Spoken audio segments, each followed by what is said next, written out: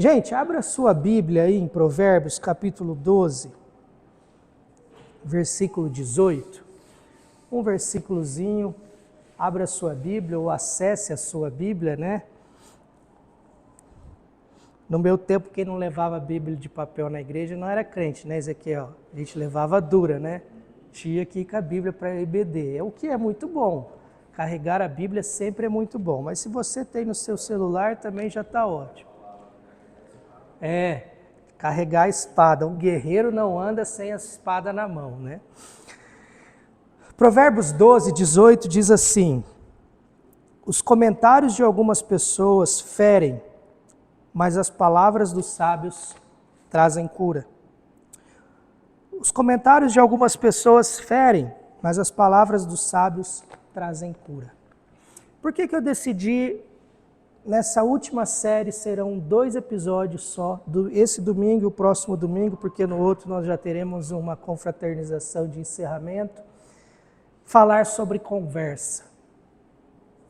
E eu quero conversar sobre conversa. Porque a conversa, ela é o que move os nossos relacionamentos. E uma das minhas funções nesse mundo, as pessoas me pagam para conversar comigo. Olha que interessante. Eu sou pago para conversar. E o primeiro episódio dessa série é sobre falar e o segundo é sobre escutar, porque não dá para falar se a gente não souber escutar. E não dá para saber escutar se a gente não souber falar, porque as duas coisas estão totalmente ligadas. Então, eu sou pago para escutar e também para conversar. E o que eu tenho visto é que a qualidade dos nossos relacionamentos, preste atenção nessa frase, a qualidade dos nossos relacionamentos é diretamente proporcional à qualidade das nossas conversas nessa relação. Vou repetir, a qualidade dos nossos relacionamentos é diretamente proporcional à qualidade das nossas conversas. Talvez você não foi muito bom em matemática e você está pensando, o que é diretamente proporcional?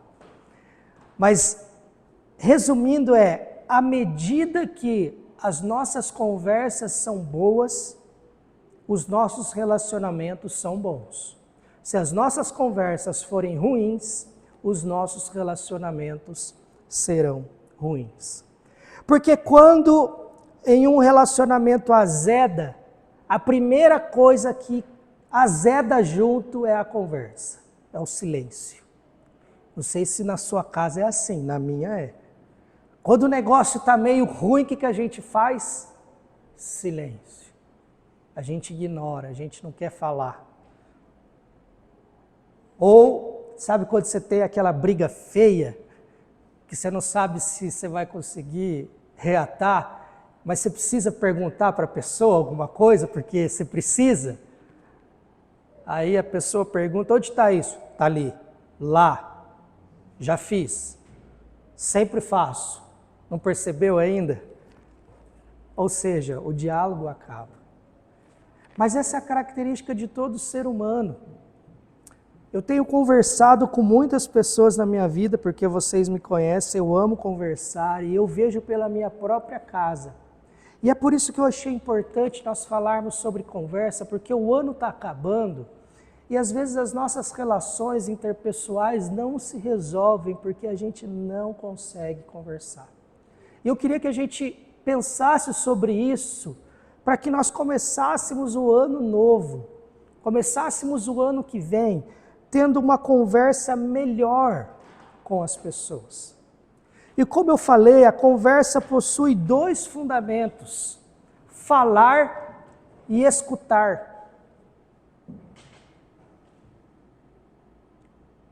Eu acho que as mulheres têm a maior queixa, né? Meu marido não me escuta. Eu acho que toda mulher carrega essa frase, né? Meu marido não me escuta. E alguns homens, minha mulher não me escuta. Porque falar e escutar são 2 princípios básicos da conversa. E para se ter uma boa conversa, nós precisamos aprender a falar e a escutar. Mas eu quero voltar para esse texto para a gente ver uma coisinha interessante. O versículo 18 diz assim: os comentários de algumas pessoas ferem, mas as palavras do sábio trazem cura. Tem uma outra tradução aí? Pode falar?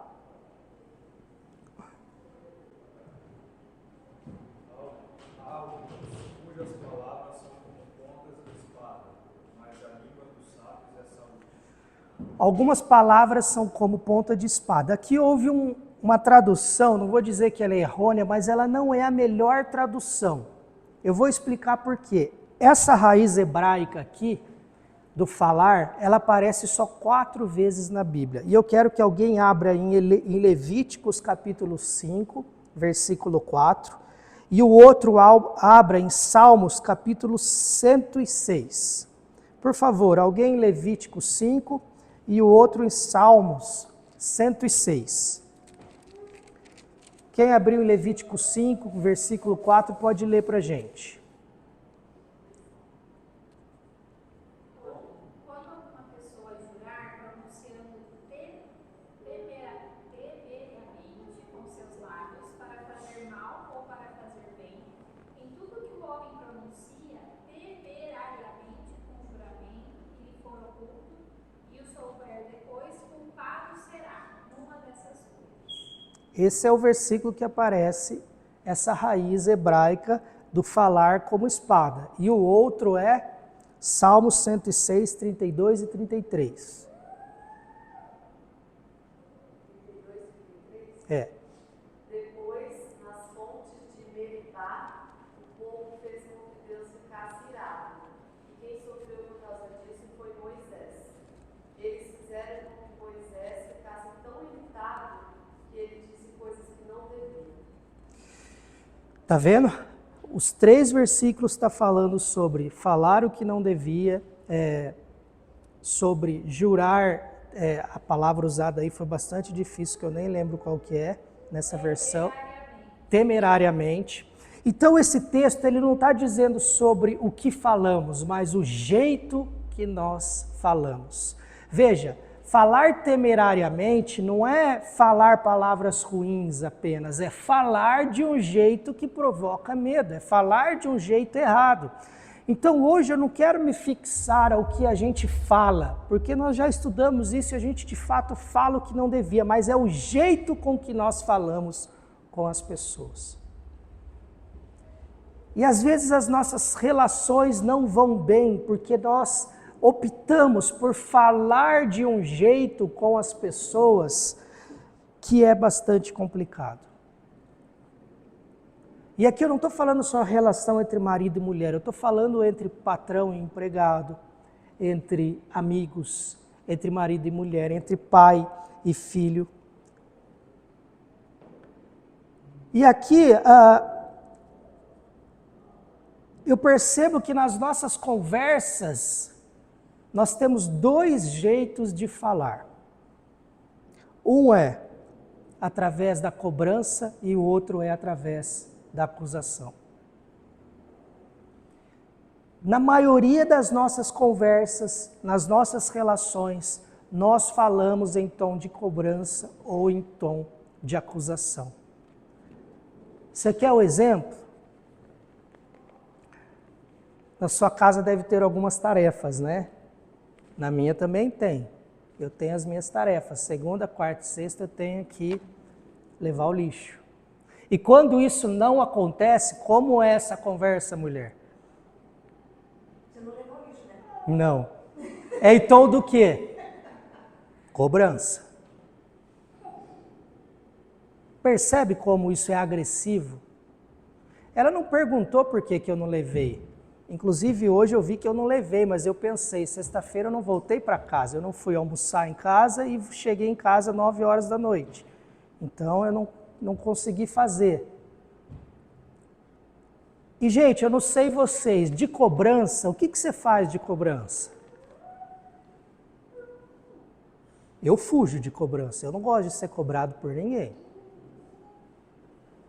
Lembra quando tinha telefone fixo, que alguém ligava? E se atendia, oi, minha mãe. Eu não estou, fala que eu saí. Fala que Porque nós não gostamos de ser cobrado. E se nós temos numa relação com alguém que sempre que vai nos falar vem num tom de cobrança, a gente vai fugir de uma conversa com essa pessoa. A gente vai fugir de uma relação profunda e íntima com essa pessoa, porque o jeito que ela fala é um jeito só de cobrança, não é um jeito de resolução. Quando eu estava estudando aqui, eu lembrei quem assistiu Chaves sabe, o desespero do Seu Madruga quando o Sr. Barriga aparecia. Porque nas relações, o Seu Madruga sabia que devia.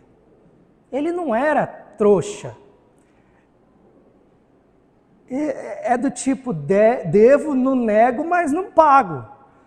Ele sabia. Então, quando a gente às vezes sabe que nós estamos errados, a cobrança não vai resolver o problema.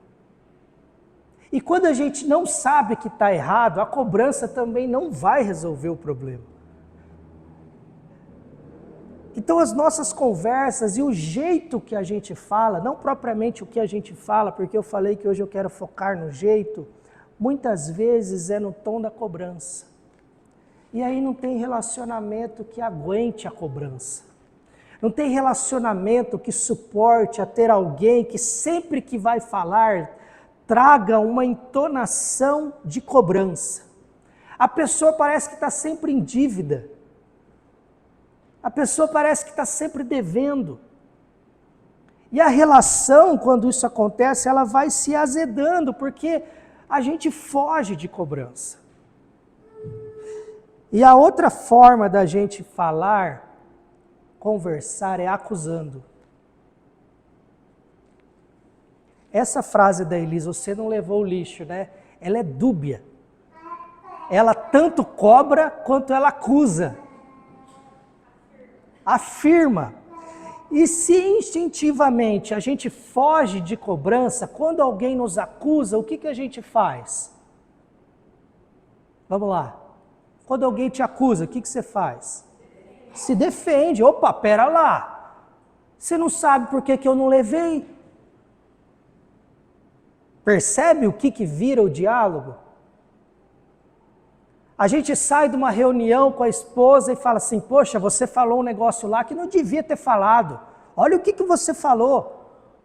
Acusação. O que ela vai falar? Ah, você não lembra do que você fez lá em 1850, né? Aquilo que você falou, você só lembra do que eu falo. Do que você falou, você não lembra. Percebe? Porque nós, quando somos acusados, temos instintivamente a reação de nos defender. E aí, meu irmão, eu não sei na sua casa, mas na minha vira ataque contra a defesa.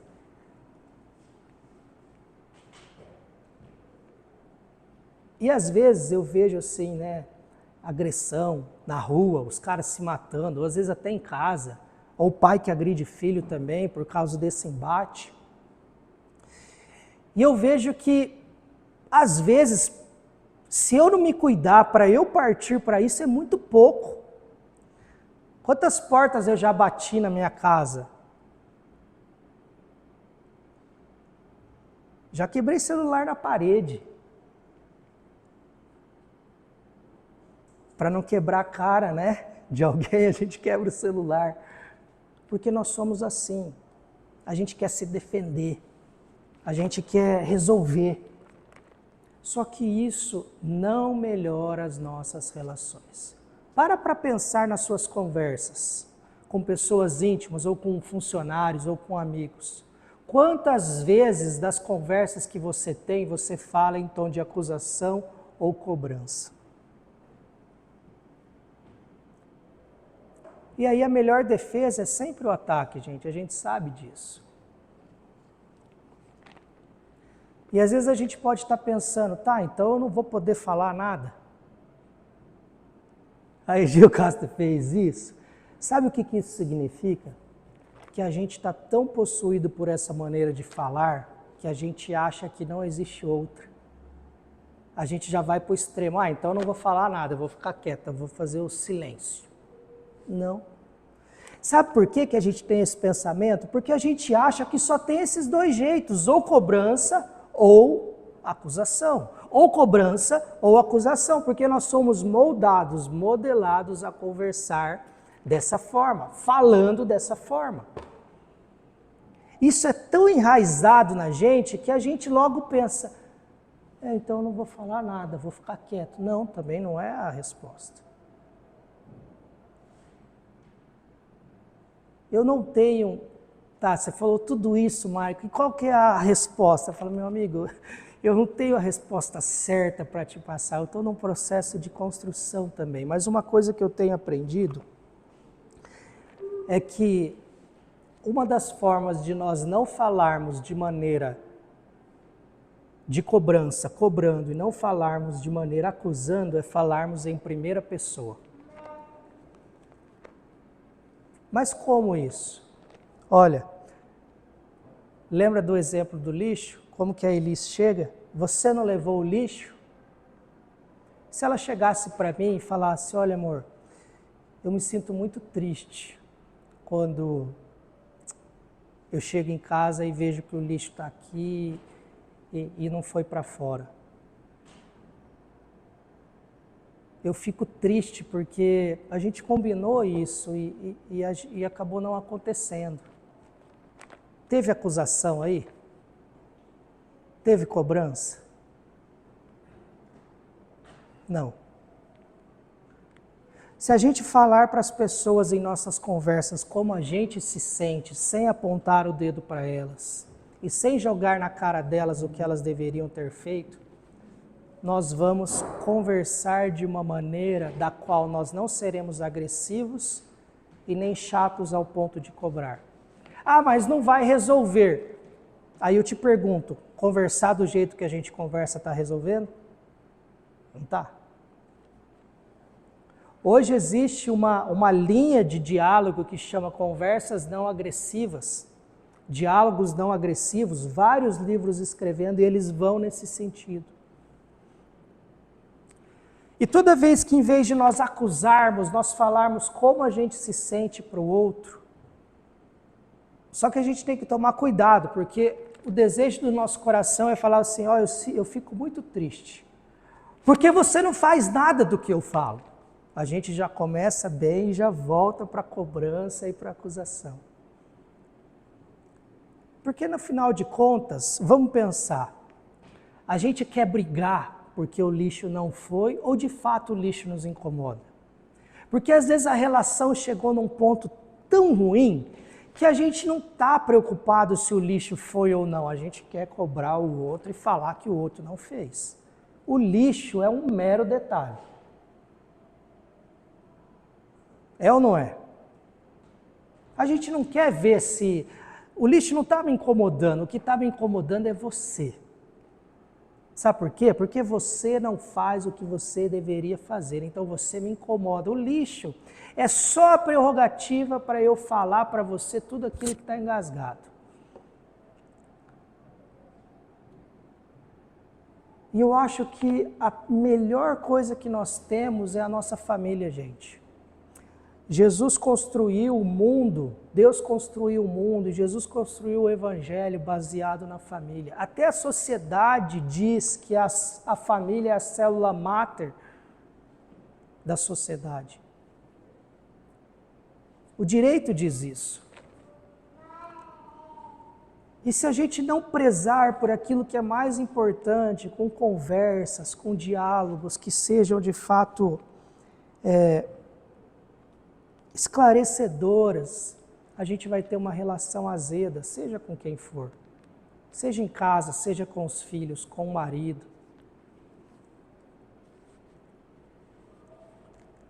E aí nas conversas a gente tem sempre uma escolha, se impor ou se expor.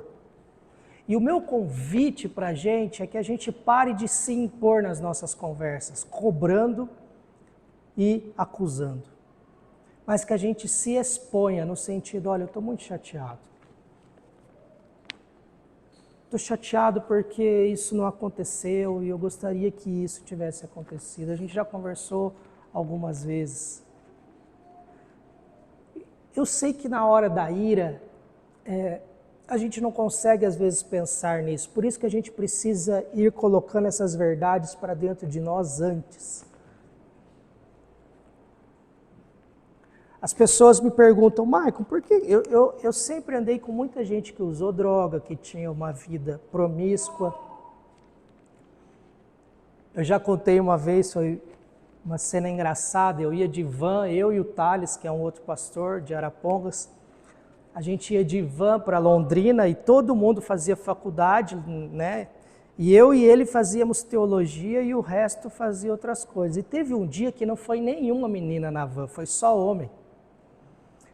E aí eles decidiram parar ali em Arapongas, numa casa não tão bem recomendada. E a ideia deles é que nós entrássemos e fôssemos desvirginados, Thales e eu. Ninguém ia saber, só estava eles ali. Eu sei que a gente ficou na van, sentado umas 2 horas ali. Eu falei, cara, eu não vou ser o chato, eu queria ir embora. Eu falei, eu não vou entrar. Eu não vou entrar. E ele também não entrou, e os caras entraram lá, fizeram a bagunça deles, vieram embora e a gente foi. E as pessoas perguntavam pra gente, por que você não cedia? Porque algumas coisas na minha vida eu tomei uma decisão bem antes. Eu já saía de casa com a decisão certa do tipo, olha, eu vou lutar até o fim para que isso não aconteça, para que eu não coloque uma droga na minha boca. Eu já estive em ambientes que estava todo mundo usando droga e eu estava ali numa boa. Às vezes tinha o desejo, às vezes numa relação vinha o desejo, mas a decisão tem que ser bem pregressa do acontecimento. Então, a gente só vai conseguir ter boas conversas se você sair daqui hoje decidido a não se impor nas suas conversas. Decidido a não falar de um jeito que você acuse ou que você cobre.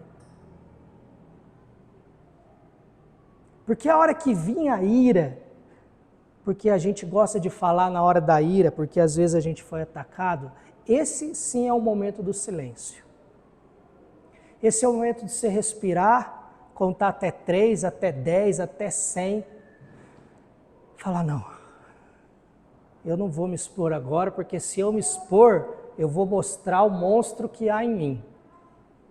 Eu vou me expor a hora que eu me acalmar. Às vezes a gente diz o seguinte, eu não xingo ninguém, não falo mal de ninguém, mas o jeito que nós falamos com as pessoas é tão cruel quanto o que nós falamos. Um pastor amigo meu, lá de Foz do Iguaçu, que era pastor da igreja lá em Foz também, ele dizia que essas pessoas são as sincericidas. Elas são sinceras ao ponto de ser homicidas da alma do outro. Você já viu gente que fala, eu falo mesmo. E fala de boca cheia, eu falo o que penso, porque eu tenho que tirar isso de mim. Não importa se eu vou matar o outro. E fala, olha, eu não agrido, eu não falo palavrão, mas eu falo. Esse texto que nós vimos hoje está dizendo justamente sobre esse jeito de falar e não o que nós falamos. Nessa rápida conversa de hoje sobre conversa, eu quero convidar você a desenvolver conversas nas suas relações, juntamente comigo, que não sejam de cobrança e nem de acusação. Quantas perguntas a gente faz em tom de cobrança, né? Sabe quando você sabe que a pessoa não fez? Isso acontece muito na empresa comigo. Você sabe que a pessoa não fez. E aí você já chega para ela falando o seguinte, ô fulano, você não passou lá, né? Você não fez aquilo lá, né? Cobrança e acusação junto. Se nas nossas relações nós escolhermos nos expor a nossa chateação, dizer, olha, desse jeito não está bom, eu estou muito chateado, estou cansado, estou cansada. Michael, não vai resolver. Se você acha que não vai resolver agindo dessa forma, pelo menos você não vai estar pecando contra o outro. Porque toda vez que nós acusamos ou nós cobramos alguém de um diálogo, nós estamos cometendo um pecado. Porque nós estamos falando de uma maneira que não se deve falar. Palavras como espada. Jeito de se falar como espada. A chamada que eu fiz para essa série é uma mulher com a marreta na mão, né? Dando no vidro. Justamente por isso. Porque às vezes o que a gente fala é certo, mas o jeito que nós falamos é totalmente errado. E isso azeda as nossas relações. Toda vez que eu sou cobrado ou acusado por não tirar o lixo, sabe qual que é a vontade que eu tenho? Eu, Michael, de não tirar mesmo. Parece que sobe um negócio dentro de mim e fala, agora que eu não vou fazer mesmo. Tá rindo, né, Ezequiel? Na sua casa é assim também, né? Eu sei. A gente é tudo igual. Talvez alguns estão mais avançados em uma área e outros em outras, mas a gente é tudo igual. O pecado que habita em nós nos empurra para o mesmo lado.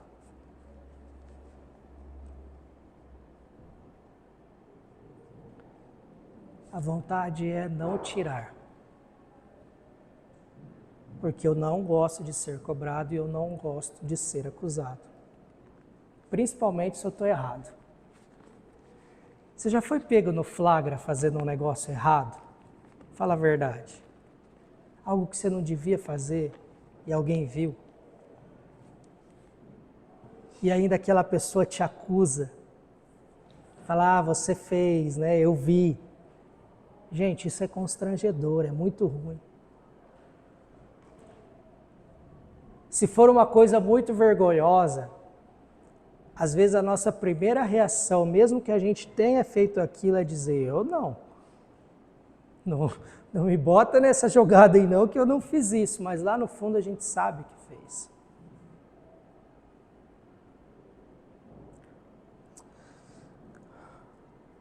Eu tenho visto cada vez mais na internet, nas nossas caminhadas com os amigos, pessoas que têm dito, olha, minha relação está azeda. A relação com meu pai azedou, Michael. A gente não conversa mais. A relação com a minha mãe, a gente não conversa mais. Poxa, Michael, mas eu sempre vou ter que me expor ao invés de impor. Bem-vindo ao Evangelho. Se você quer servir a Jesus, achando que você vai ser o que dá paulada, ou igual algumas igrejas dizem aí, que você vai ser o que fica por cima, ou aquela música Sabor de Mel, que diz que as pessoas que olham para você e te viram passar pela luta, agora vão estar clamando por você, porque você está na glória, clamando pela sua ajuda. Sabor de mel eu não acredito, e a Bíblia não ensina sabor de mel para a gente. A gente aprende uma coisa na Bíblia, cruz. E a cruz não tem sabor de mel. Numa relação com Jesus, nós seremos aqueles que, quando levam um tapa na cara, vira outra face. Ah, mas eu não consigo fazer isso. Peça a graça de Deus. Eu também não consigo, às vezes. Isso aqui que eu estou falando é muito mais para mim e para minha família do que para vocês. Quando eu prego aqui, eu prego primeiramente para mim. Porque é difícil. Mas não tem outro jeito. Se nós quisermos ser aqueles que se impõem perante a sociedade, nós não entendemos o Evangelho. Jesus veio aqui para servir. Bateram na cara dele, colocaram uma coroa de espinho nele, chicotearam ele, furaram ele com uma lança. Sabe o que ele fez? Nada. Nada. Porque ele estava se expondo por amor a nós. Eu digo isso várias vezes, nós não temos um Deus que é um pai carrasco que diz o seguinte, é isso que vocês têm que fazer e pronto, acabou. Não. Nós temos um Deus que saiu do céu, deixou a glória virou o homem, veio aqui e falou assim, filho, vem cá que eu vou te ensinar como é que faz. Olha aqui, ó. Quando alguém enfiar uma lança na sua costela ou bater na sua cara, não faz nada. E eu vou mostrar como que é. É assim, não faz, porque não vai resolver. Se alguém vir roubar uma capa sua, oferece também a outra.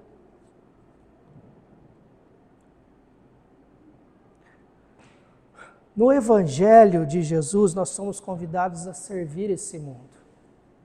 Enquanto tem muita igreja pregando que a gente tem que ser o Senhor dessa terra, que nós teremos que as leis têm que ser tudo em favor da gente. Eu não acredito nessa conversa. Tem que determinar para acontecer, porque se você determinar, Deus vai fazer. Você fica determinando até Deus cansar e falar, eu não aguento mais. Como uma criança que fica, dá um doce, dá um doce, dá um doce, dá um doce, dá um doce. Tem igreja que acredita nisso.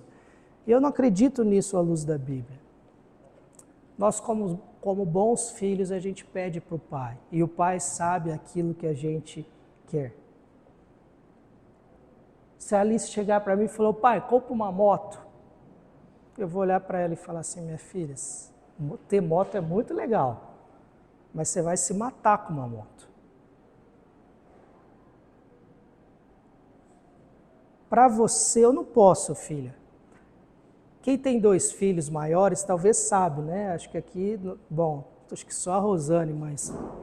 Às vezes tem um filho que você vai poder dar uma moto para ele, porque esse é juizadinho, esse tem cabeça boa, mas aquele ali, se eu der uma moto, ele vai se matar na primeira semana, porque ele não tem cabeça.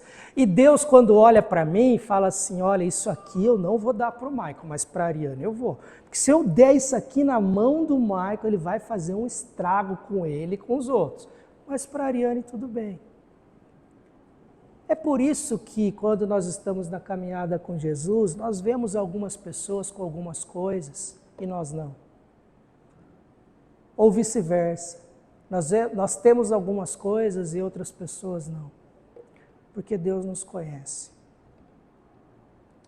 E o meu convite para que nessa semana você comece a pensar sobre isso, para que nós falemos sobre escutar no domingo que vem, é como têm sido as suas conversas?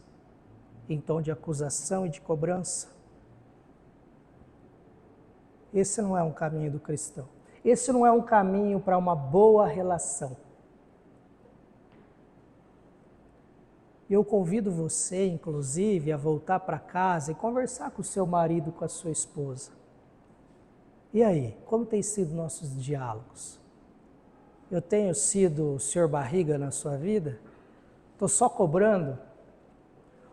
Ou eu tenho sido um juiz que só te acuso? Como que a gente pode resolver isso? Vamos fazer um pacto entre nós? Um pacto onde quando alguém vir com cobrança e acusação, a gente diga, lembra da mensagem. Aí a gente se segura. Porque no começo a gente vai querer cobrar. No começo a gente vai querer acusar.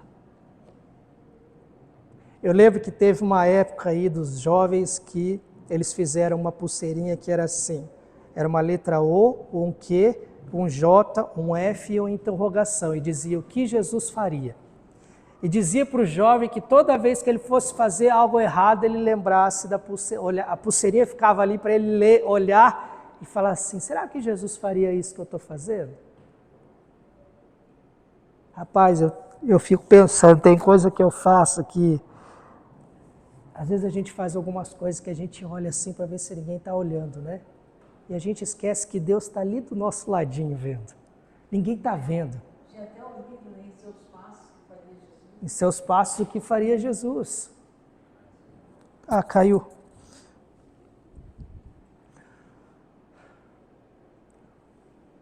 Que nós possamos lembrar de hoje. Para que, se as nossas relações esse ano foram relações ruins, azedas, a partir de hoje elas possam começar a ser transformadas a partir de nós. Uma das grandes perguntas que eu recebo quando eu estou aconselhando ou quando eu estou num processo de terapia com alguém é: mas até quando eu vou ter que fazer isso se o outro não muda? É uma pergunta importante, né? Eu falei: para sempre. Porque não se trata do outro, se trata de você e no que você acredita. Você não vai fazer isso porque você simplesmente quer salvar a relação. Você vai fazer isso porque você ama Jesus. Você vai fazer isso porque foi o que Jesus nos ensinou a fazer. Se o outro vai fazer ou não, é problema do outro. Quantas vezes eu já escutei, eu já fiz várias vezes e meu marido não muda. Por isso você vai parar de fazer? Eu já fiz várias vezes e meu patrão e meu filho não mudam. Você vai parar de fazer? Você serve a quem? A Deus ou a você mesmo? Porque se você serve a você mesmo, se você não tiver resultado com o que você está fazendo, com o que a Bíblia diz para nós fazermos, você vai parar de fazer. Mas aí você é o seu Deus. Agora, quando a gente entende, a gente faz por amor a Jesus. E posso te dizer, quando a gente faz o que a Bíblia fala, as coisas acontecem. Quando a gente faz o que Jesus nos ensinou, as coisas acontecem. Porque aí o compromisso é com a própria palavra de Deus. A Bíblia fala: bem-aventurados os mansos, felizes são os mansos. Então, se nós formos mansos, nós seremos felizes. A impressão que dá é que quando nós somos mansos, nós somos o quê? Trouxas. É isso que o inimigo tenta colocar na nossa mente. Ah, eu vou ficar falando assim para o meu marido, vou ser trouxa, enquanto ele faz o que ele quer. Pois é. A mensagem da cruz é loucura aos olhos daqueles que não conhecem. A gente faz isso por amor a Deus, por amor ao outro e por amor a nós mesmos. Conversa que eu queria ter sobre conversa com vocês hoje cedo é essa. É um desafio, pelo menos para mim. Mas é um desafio que tem muita gente colocando em prática e tem obtido ótimos resultados. Então a minha oração é para que Deus nos livre da fala em tom de cobrança, que Deus nos livre da fala em tom de acusação e que Deus nos livre de querer ter um diálogo de imposição, mas que nós possamos ser pessoas que se expõem ao outro, principalmente aqueles que são o nosso núcleo familiar, aqueles que estão caminhando com a gente. Amém? Ó Pai, quero te agradecer mais uma vez. Te agradecer porque a Tua palavra não nos deixa falhar. Te agradecer porque a Tua palavra é tão clara. E esses textos falam sobre a maneira com que a gente fala com as pessoas. E isso é tão destrutivo quanto as palavras que muitas vezes nós falamos. Que nós não sejamos pessoas que acusam e que cobram durante as nossas conversas e diálogos, mas que nós tomemos a posição de nos expor, que nós tomemos a posição de falar aquilo que nós sentimos, sempre em primeira pessoa. E que o Senhor nos faça ser diferentes nas nossas relações, que as pessoas que não conhecem ao Senhor, quando virem nós tendo diálogos com outras pessoas, elas possam olhar: essa pessoa é diferente. Não para nossa glória, mas porque nós servimos ao Senhor e porque o Senhor nos ensinou o que fazer. Obrigado por essa comunidade, obrigado por tudo que o Senhor tem feito em nosso meio, por esse 1 ano de caminhada que iremos completar em fevereiro. Te agradecemos porque o Senhor tem feito grandes coisas entre nós. É o que eu te peço também, ó Pai, e te agradeço em nome de Jesus. Amém. Amém, gente. Bom domingo a vocês, boa semana, e que em breve nós possamos contar testemunhos da nossa mudança, dos frutos que nós colheremos na nossa mudança da maneira de conversar. Amém? Bom domingo a todos.